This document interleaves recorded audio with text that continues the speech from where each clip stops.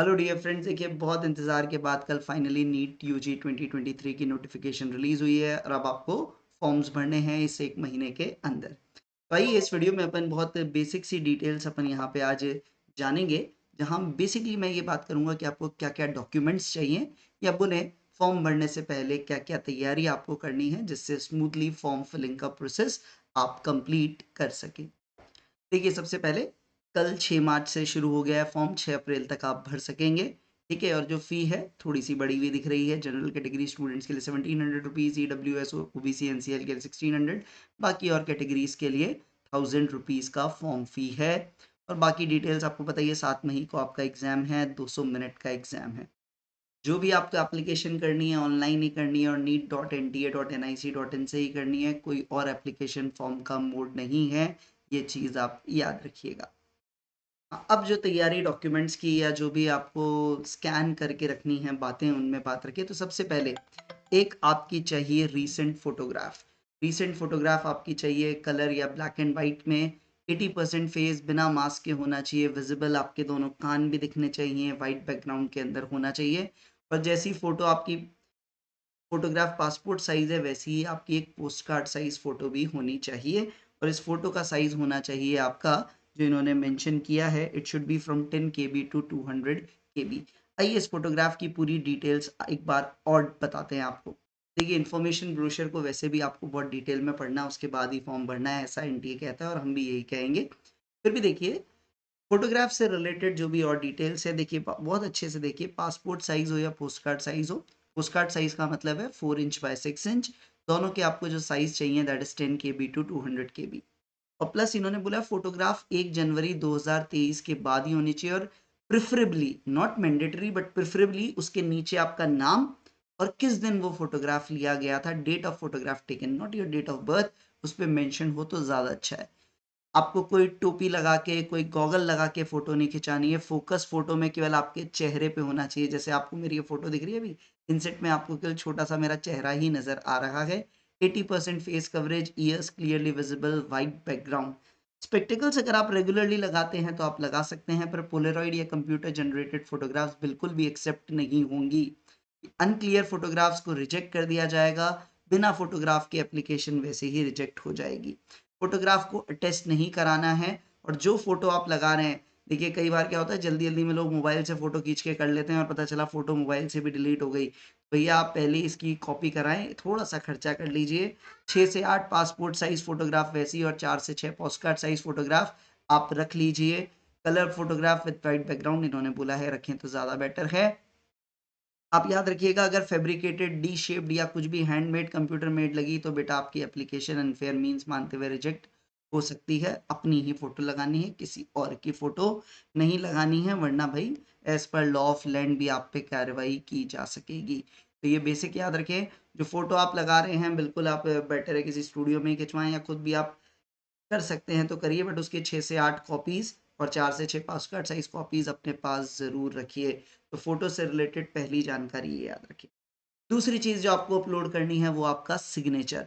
तो signature running hand में ही करने हैं, ब्लॉक लेटर्स में नहीं करने हैं, व्हाइट पेपर पे साइन करके। और ये कह रहे हैं ब्लैक इंक से ही करिए। एफएक्यूज़ में भी इन्होंने बोला भाई ब्लू इंक से भी कर दोगे तो रिजेक्ट तो नहीं करेंगे, बट आपको एडवाइस है कि ब्लैक इंक पेन से आप साइन करिए। और साइन के साइज़ वाली जो फाइल है उसका साइज़ होना चाहिए 4 KB से 30 KB के बीच। फिर आपको अपने लेफ्ट और राइट हैंड के चारों फिंगर्स और अंगूठे, मतलब टोटल 10 वो फिंगरप्रिंट्स, पूरी टेम्पलेट अभी मैं आपको दिखाऊंगा, बिल्कुल उसकी तरह एक पेपर पे बिल्कुल स्टैम्प पैड से करके आप आराम से उसको लगाइएगा। उसको भी 10 KB से 200 KB के बीच रखिएगा। Further unclear left and right hand fingers and thumb impression अगर हैं तो वो रिजेक्ट कर दी जाएगी। और एक नई चीज़ जो इस बार अभी जेई मेन में भी हुई है, इस बार अब आपसे प्रेजेंट और परमानेंट एड्रेस दोनों के प्रूफ ये मांग रहे हैं। प्रेजेंट एड्रेस का मतलब ये होता है कि भाई कई बच्चे बिहार या उत्तर प्रदेश से कोटा वगैरह में पढ़ते हैं तो उन्हें कोटा का एड्रेस भी देना पड़ेगा और अपना परमानेंट एड्रेस भी देना पड़ेगा। आप अपने सिटी में ही पढ़ रहे हैं तो कोई इशू नहीं है। तो यहाँ पे आपको 50 KB से 300 KB के बीच में पीडीएफ फॉर्मेट में उसको अपलोड करना है। देखिए परमानेंट एड्रेस के लिए तो आपके पास बहुत सारी डिटेल्स होती हैं, कोई भी Aadhaar card, domicile certificate, passport, voter ID card, ये सब चलेगा।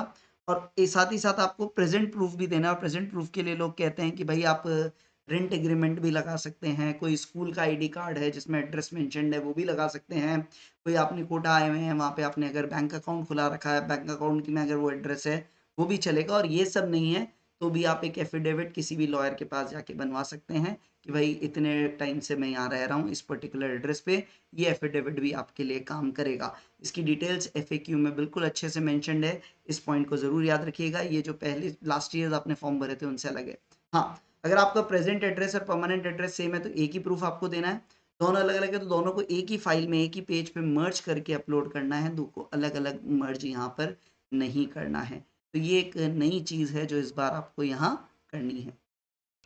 तो देखिए फ़ोटो हो गई जिसमें पासपोर्ट पोस्ट कार्ड दोनों हो गए, आपके सिग्नेचर हो गए, आपके लेफ्ट और राइट हैंड फिंगर्स और थंब इम्प्रेशन हो गए, एक आपका प्रेजेंट और परमानेंट एड्रेस की बात अपन ने की है। और साथ ही साथ आपको 10वीं का जो आपका सर्टिफिकेट है उसी को डेट ऑफ बर्थ का प्रूफ मानते हैं। और एक चीज़ याद रखिएगा, जब भी आप एप्लीकेशन फॉर्म भरें अपना नाम, फादर्स नेम, मदर्स नेम सब कुछ वैसा ही लिखें जैसा 10th की मार्कशीट में लिखा है। कहीं कुमार या चंद्र वो आगे पीछे या मिस बिल्कुल ना करें, बाद में बहुत दिक्कत हो जाती है इन चीज़ों से। तो जब भी आप फॉर्म भरने बैठे 10th की मार्कशीट को सामने रखें, उसमें जो डिटेल्स है वही वहाँ पे भरिएगा। साथ ही साथ फिर अगर आप कोई कैटेगरी से बिलोंग करते हैं, आपको कोई रिजर्वेशन बेनिफिट चाहिए, SC ST OBC NCL EWS, तो उनका सर्टिफिकेट भी आपको पीडीएफ फॉर्मेट में लगाना है। और हाँ, यदि आपके पास अभी सर्टिफिकेट नहीं है, यदि अभी आपके पास सर्टिफिकेट नहीं है कोई बात नहीं, एक डिक्लेरेशन जैसा जेई मेन में के वक्त भी दिया था आपको भी यहाँ पीछे ब्रोशर में गिवन है, वहाँ से आप ऐसा प्रिंट आउट निकालें, सेल्फ डिक्लेरेशन वहाँ पे आप दे सकते हैं। सर्टिफिकेट की जगह उसको अभी अपलोड आप करके काम चला सकते हैं, फॉर्म तो आप भर ही पाएंगे। ऐसे ही आपको पर्सन विद डिसेबिलिटी वाला सर्टिफिकेट वगैरह है वो भी आपको स्पेसिफाइड साइज में लगाना है। ओवरसीज कैंडिडेट्स को सिटीजनशिप सर्टिफिकेट या एम्बेसी सर्टिफिकेट भी लगाना पड़ सकता है। और साथ ही साथ एक आइडेंटिटी प्रूफ भी आपको साथ में रखना है, आधार हो तो बहुत ही बढ़िया है, अदरवाइज भी फिर आपको वोटर आईडी या पासपोर्ट या पैन कार्ड ऐसा कोई प्रूफ आपको साथ में और आइडेंटिटी के लिए यहाँ पर फॉर्म फिलिंग के लिए चाहिएगा। देखिए जो पॉइंट मैं आपको कह रहा था आप आराम से देखिए कि ये इन्होंने भी वही लिखा है, candidate's name, mother's name, father's name बिल्कुल सेकेंडरी स्कूल सर्टिफिकेट के तौर पे चाहिए, डेट ऑफ बर्थ भी वहीं पे होनी चाहिए। और फिर आइडेंटिफिकेशन टाइप जैसा मैंने आपको कहा था, आइडेंटिफिकेशन टाइप में क्या क्या परमिसिबल है, 12th का एडमिट कार्ड जिसमें फ़ोटो आपका लगा होना चाहिए, school ID card, election card EPIC number के साथ, 18 साल के अगर आप नहीं हैं तो वो अवेलेबल नहीं होगा, ration card, bank account passbook with photograph, passport number और number of any other photo identity cards issued by government. Best तो यही होता है कि आप आधार देते तो सारी हेडेक खत्म हो जाती है।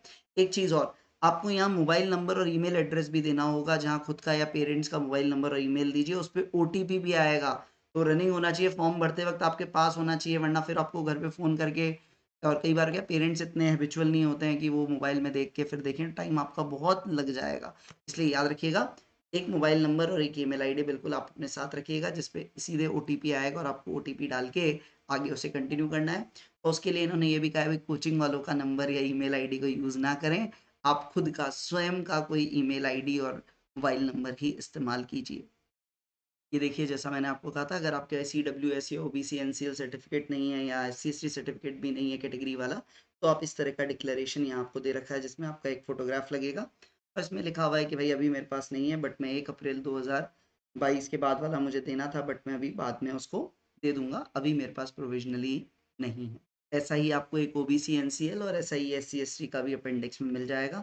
अगेन देखिए फिर कहूँगा, इन्फॉर्मेशन ब्रोशर को एक बार थोड़ा आराम से देख ज़रूर लीजिएगा फॉर्म भरने से पहले, इन्हीं फॉर्मेट्स में आप डिक्लेरेशन देंगे तो आपके लिए बेटर रहे।